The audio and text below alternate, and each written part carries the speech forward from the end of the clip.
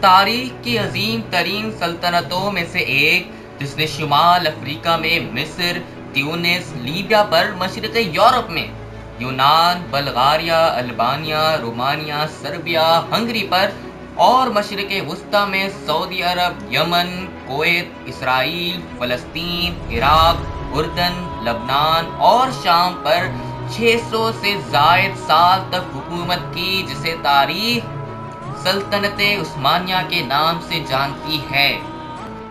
اپنے دور سلطنت میں دنیا پر سب سے زیادہ عرصہ حکومت کرنے والی یہ واحد سلطنت کیسے وجود میں آئی، کیسے ایک عظیم سلطنت اور خلافت بنی، اور کس طرح یوں بکھرتی چلی گئی، جس کی نظیر تاریخ میں بہت کم ملتی ہے۔ ڈسکور دا ہسٹری کے ساتھ میں ہوں اظہر شفیع، اور حاضر ہوں ایک new series history of Ottoman empire کے ساتھ، جس میں ہم آپ کو عثمانی سلطنت کے عروج سے زوال تک کے تمام تر واقعات آپ کو بتائیں گے، جس کی پہلی قسط سلطنت عثمانیہ کس طرح وجود میں آئی آپ کو دکھا رہے ہیں۔ اور ہاں، ہمارے اس چینل کو سبسکرائب اور بیل آئیکن پر ضرور کلک کیجیے گا۔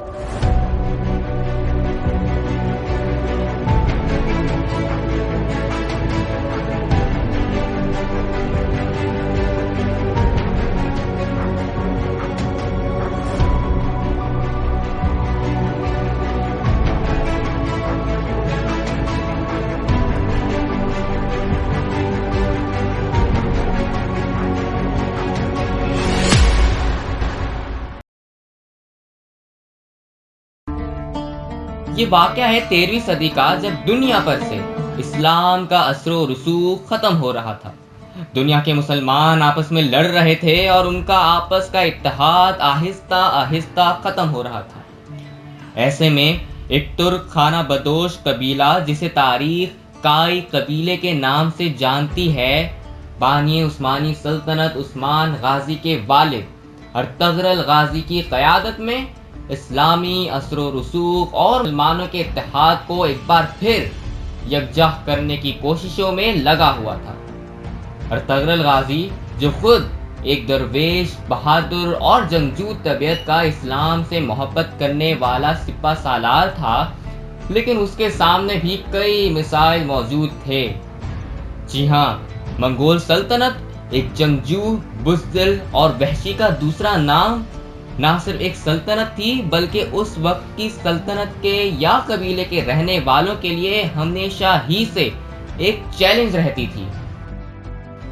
بہرحال، منگول سلطنت کی اس بڑھتی دہشت نے کائی قبیلے کو ان کی سرزمین پر رہنے نہیں دیا، جس کے بعد 13ویں صدی کے وسط میں کائی قبیلہ ارطغرل غازی کی قیادت میں خراسان سے سلجوقی سلطنت میں داخل ہو گیا۔ سلجوقی سلطنت، جو اس زمانے میں زوال کا شکار تھی، جس کا سلطان علاء الدین کیکوبت تھا، جو اپنے عدل و انصاف کی وجہ سے کافی شہرت رکھتا تھا۔ کائی قبیلہ، جو خراسان سے سلجوقی سلطنت میں داخل ہوا تھا، اس نے انقرہ، جو آج کے ترکی کا دارالحکومت ہے، کے مقام پر 2 فوجی لشکر کو جنگ میں مصروف پایا۔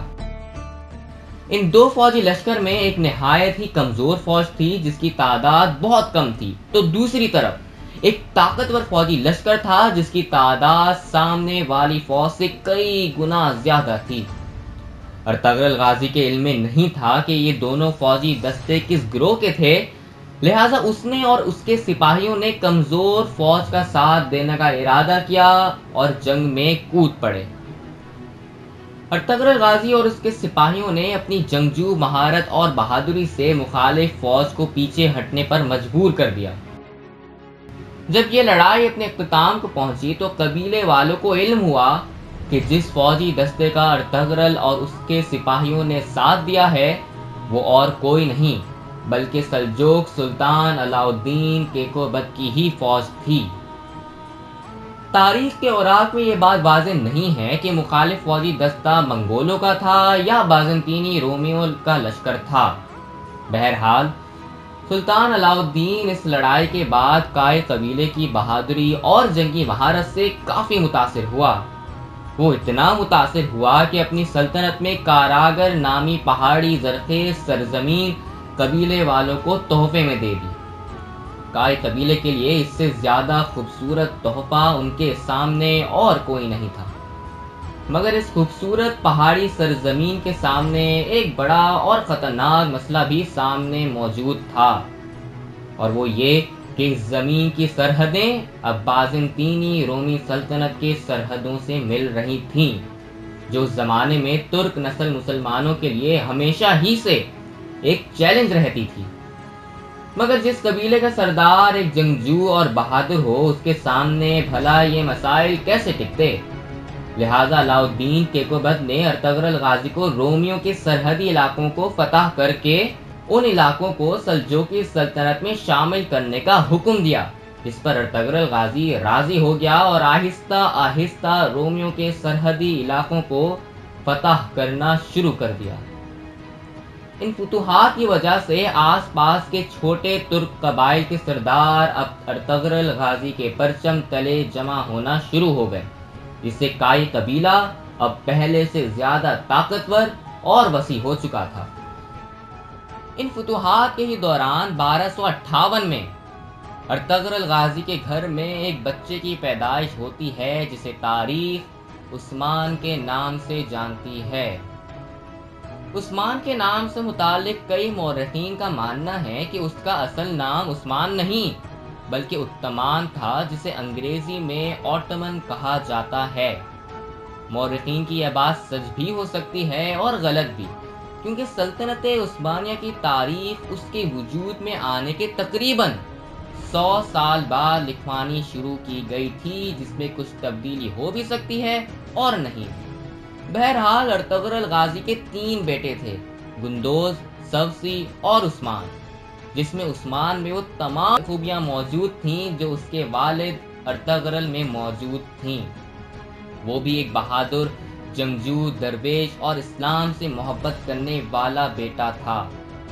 عثمان نے اپنے والد کے ساتھ کئی صلیبیوں سے کئی جنگیں لڑیں اور کئی کامیابیاں بھی ان کے حصے میں بھی آئیں، مگر 1281 اور بعض روایات کے مطابق 1288 میں جب عثمان 24 سالہ نوجوان تھا، ارطغرل غازی کا انتقال ہو گیا۔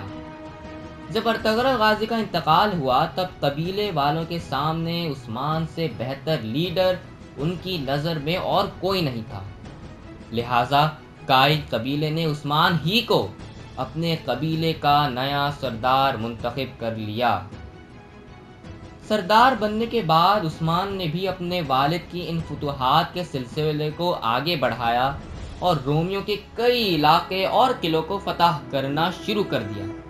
ان فتوحات کے بعد عثمان کی یہ ریاست اتنی مضبوط اور بڑی ہو چکی تھی جسے وہ ایک سلطنت کا نام دے سکتے تھے۔ 1299 میں جب منگولوں نے سلجوقی سلطنت کو تقریباً ختم کر لیا تو عثمان نے اپنے مفتوحہ علاقوں میں اپنی خود مختار ریاست کا اعلان کر دیا، اور اسی طرح سلجوقی سلطنت سے علیحدہ ہو کر عثمان نے اس عظیم الشان سلطنت کی بنیاد رکھ دی تھی جسے تاریخ سلطنت عثمانیہ کے نام سے جانتی ہے، جس نے تقریباً 650 سالوں سے زیادہ دنیا پر حکومت کی۔ اور اب یہ عثمان غازی نہیں بلکہ سلطنت عثمانیہ کا پہلا سلطان عثمان غازی ابن ارطغرل تھا۔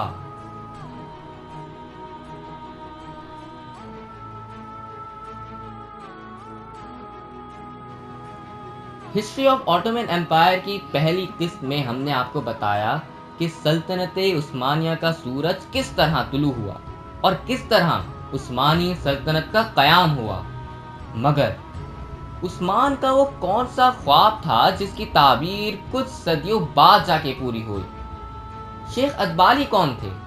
عثمان کا شیخ ادبالی سے کیا تعلق تھا؟ عثمانی سلطنت کا بھروسا نامی شہر کا محاصرہ، جو کہ بظاہر ایک مشکل ترین محاصرہ تھا، مگر ایسی کون سی آسانیاں عثمانیوں کے حصے میں آئیں جس نے عثمانی ترکوں کے بھروسا کے محاصرے کو مزید آسان بنا دیا؟ ان سے جڑے اور بہت سے واقعات اور حقائق پر سے پردہ اٹھائیں گے، مگر ہسٹری آف آٹومن امپائر کی اگلی قسط میں۔ ہماری اس ویڈیو کو زیادہ سے زیادہ لائک اور اپنے دوستوں کے ساتھ شیئر ضرور کیجیے گا، اور کامنٹ سیکشن میں اپنی رائے کا اظہار بھی ضرور کیجیے گا۔